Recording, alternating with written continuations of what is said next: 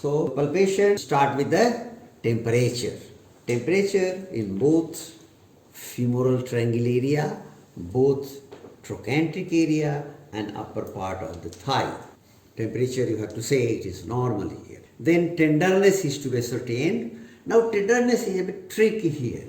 Tenderness, it is not the femoral triangle anymore. You have to ascertain, you have to palpate the structure, and the most useful structure to be palpated is the neck of the femur. Where is the neck of the femur? It is the midpoint. So you see this is the ASIS, this is the pubic tubercle, the midpoint of the inguinal ligament. 2 centimeter below and lateral to the midinguinal point is the neck of the femur. So you put your fingers and push it and say there is no tenderness here. If there is a tenderness, you will elicit it like this. Then tenderness is to be elicited at the trochanteric area. You can palpate the trochanteric area and ascertain it. And third area is the upper part of the femur. So you can palpate the upper part of the femur for any tenderness. In case of dislocation or suspected dislocation, tenderness is also to be elicited in the gluteal region. So that is the fourth point for the suspected case of dislocation. Our next heading is for the skin. So we'll be looking for the skin that you have already looked at.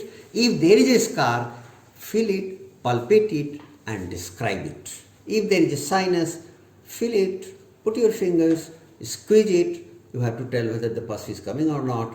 Describe the pus, its order, its amount, whether copious, scanty, or its quality, whether serosanguinous, frank pus, or it is serous discharge. So all the qualities and the way you describe a ulcer and the sinus has to be described by you, and whether it is fixed, which part is fixed with what. And then muscle wasting, you have to put your fingers on both of the glutei and tell that there is muscle wasting or there is none. It is the gluteal muscles will be wasted first. Remember, the muscles which act on that particular joint waste first. So what are the muscles there that can waste, and wasting, they will participate in the wasting? Say for example flexors. So the prime flexor is iliopsoas, cannot be palpated, neither inspected. Abductors, the gluteus medius and minimus, covered by the gluteus maximus, still can be palpated and inspected. So only bulk of the muscles is there which can be palpated is the glutei, which will waste most of the time.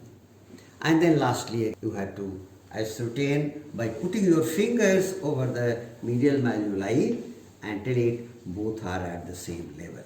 So there is, in this case, there is no shortening.